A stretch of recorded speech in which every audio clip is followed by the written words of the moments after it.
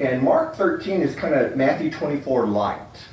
Same thing. I think Mark includes two things that Matthew doesn't, but Matthew is much meatier, includes more things. Okay? Same thing. He said in 13:29, so ye in like manner, when ye see all these things, what things? The stuff in the verses before, right? Which is what? The tribulation period. Okay, when you see all these things come to pass, know that it's nigh, even at the doors. And he says, in the next verse, no man knows the day or the hour. Of what? Of his return. And then in Luke 21, he kind of covers a different gamut. When he gets to the major event where you to flee to the mountains, you who are in Judea, flee the mountains. What event is that? It's not the abomination of desolation. What he does in Luke 21 is he covers the 70 AD event, right? Which is the destruction of Jerusalem. Okay? Why do we know that? Because in Matthew 24, he says the birth pangs, then he says then, or at that time, then he gets into it. In Luke 21, he covers the birth pangs, and he says, but before all these things, you have this.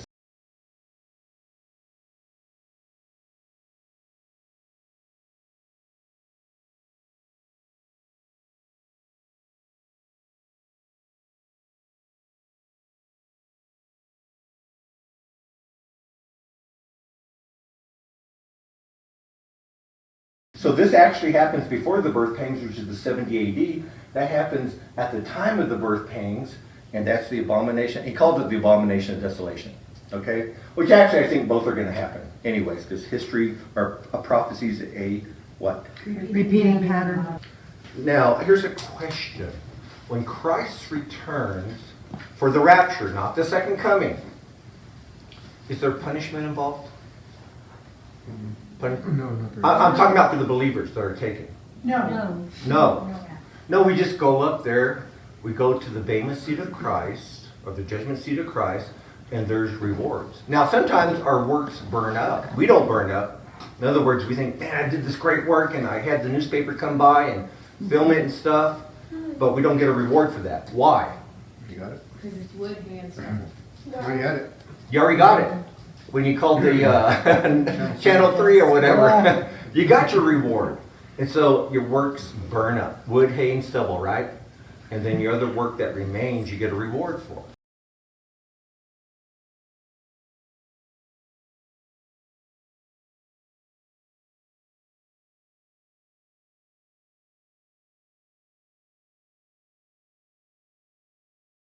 Let's go to Matthew 24:42. So it follows all that discourse. Now he's going to start giving us parables about that. Okay? So here we go, 42. Therefore be on the alert, for ye do not know which day your Lord is coming. Again, no man knows the time, unless he just changed abruptly to the rapture, which he didn't and couldn't have. Okay? He's saying, no man knows the day or the time. He says, be sure of this, if the head of the house had known at what time of the night the thief was coming, he would have been on the alert and would not allow his house to be broken into. Are the good men, are the head of the household, or the master of the house? Now here's my question, who's the thief and who's the head of the household? Jesus is the thief. You wouldn't think of that, but it doesn't mean literally he's stealing something. In a way, he is. Stealing us. Yeah.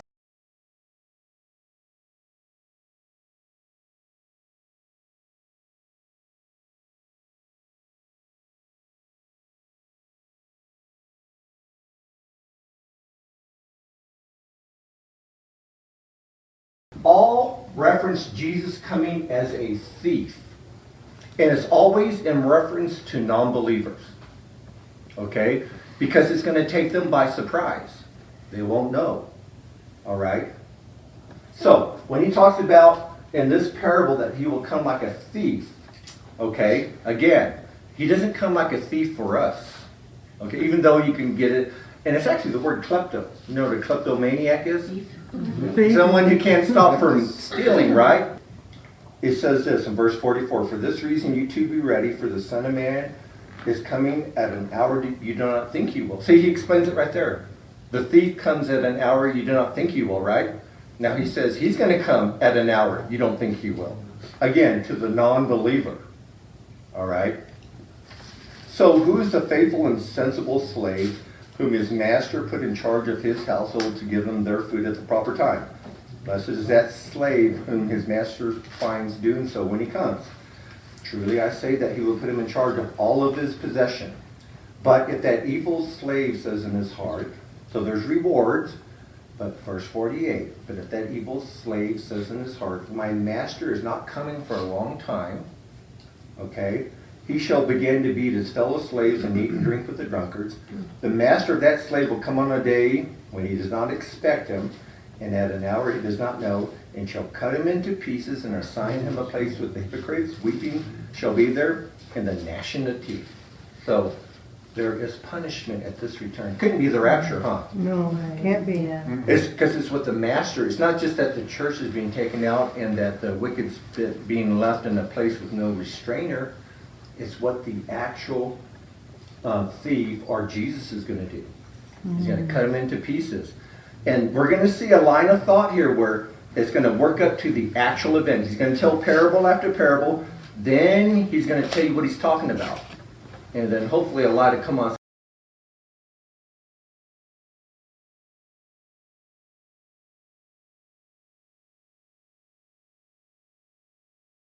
In Luke 12:35, let your loins be girded and your lights be burning.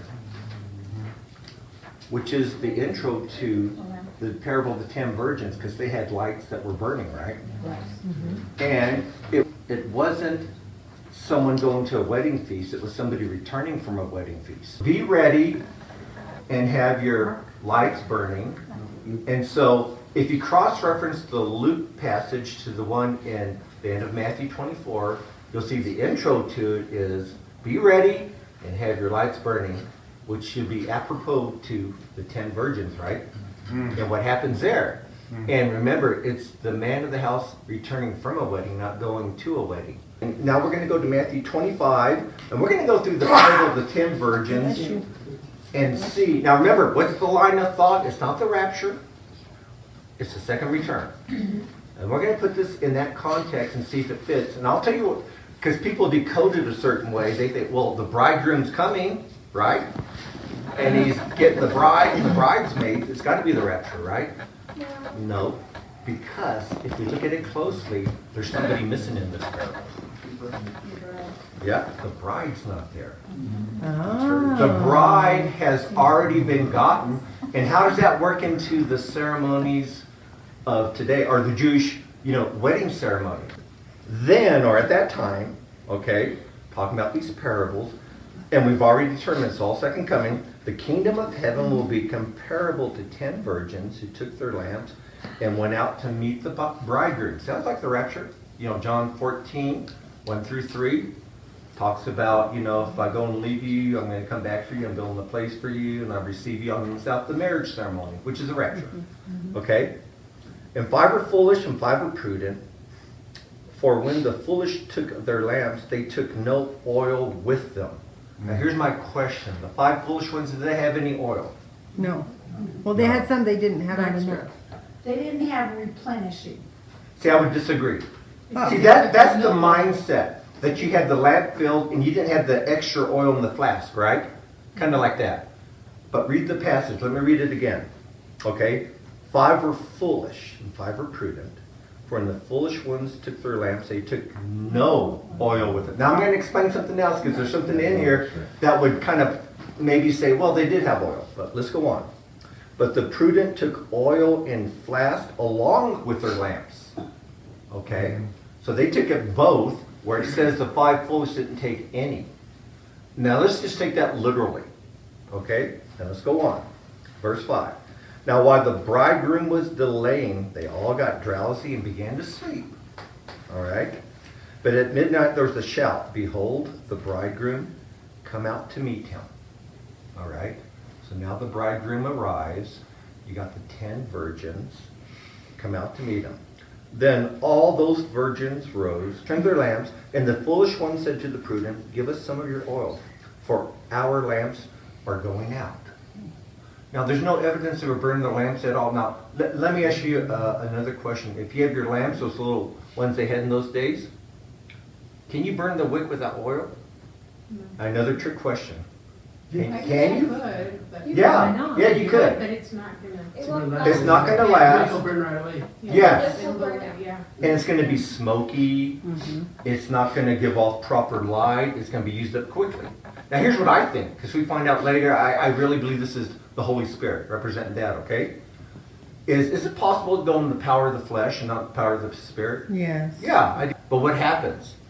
Instead of giving off light, you're giving off smoke. And you get burned out real quick. So do you see my point?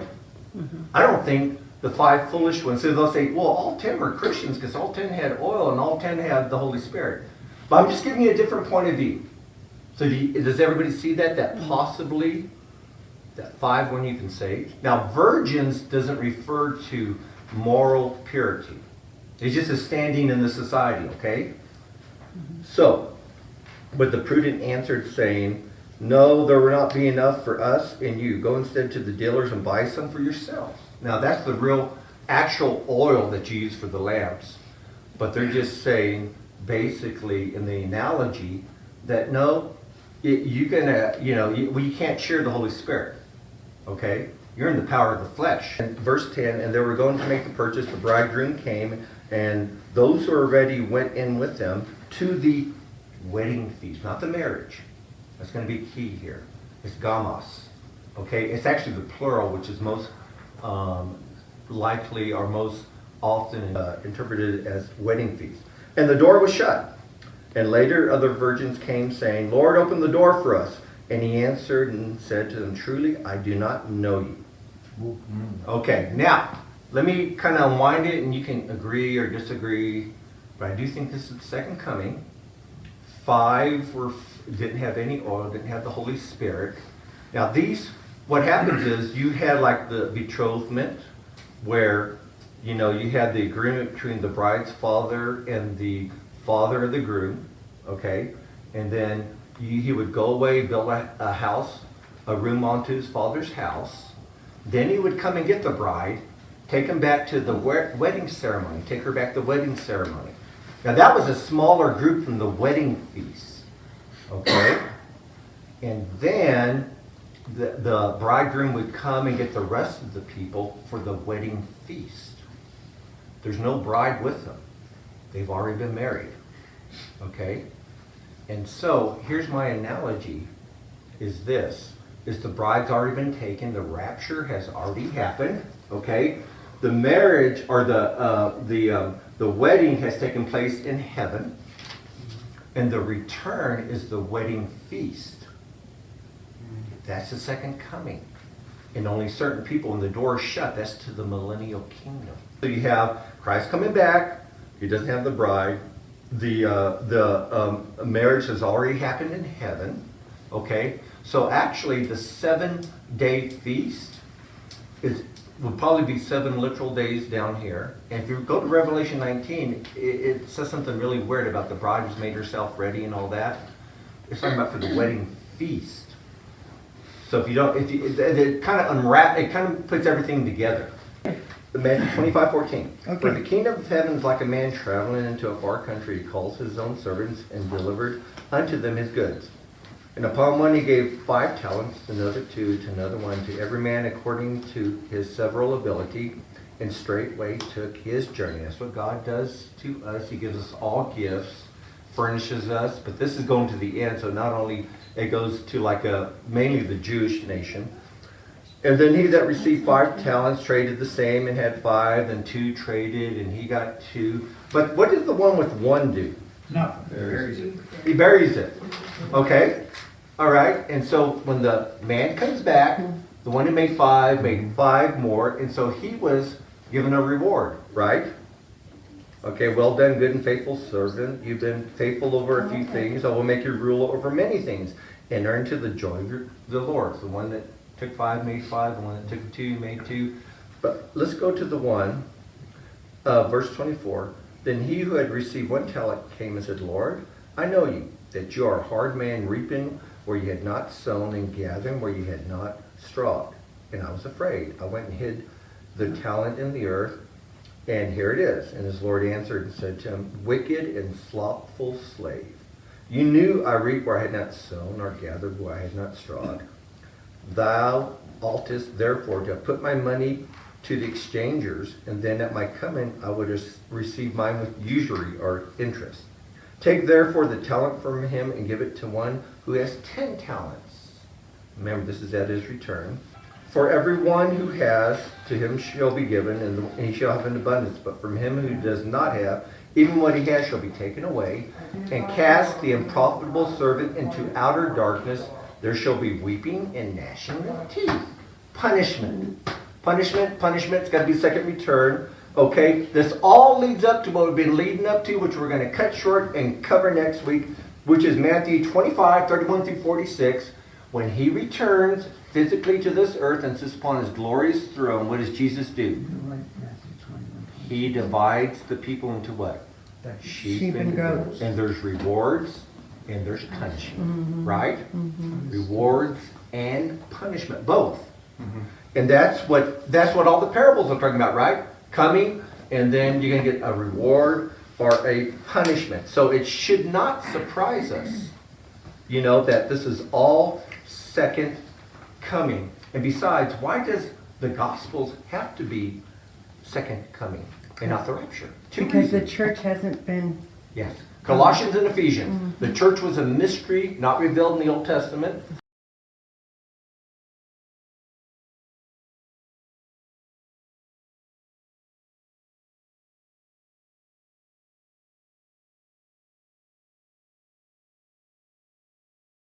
that's right. The church is not on the scene. And that the church is not on the scene, according to 1 Corinthians 15:51, Paul reveals another mystery, which is, what's the other mystery? The rapture. Yes. Behold, I tell you a mystery. We shall not all sleep, but we should all be changed in the moment, in the twinkling of an eye. He's talking about the rapture. So, if the church is not revealed, you can't have the rapture, and none of that's in here. But the second coming is mentioned? Yes. Yes. Oh yeah, his second coming. Yeah. They knew the Mashiach, the Messiah, was coming. In fact, the only gospel really written directly to the church is the Gospel of John, which is why we don't go to it for the end time discourse. Isaiah 26 is a clear picture of the rapture. Come, my people, hide in your rooms until the indignation passes.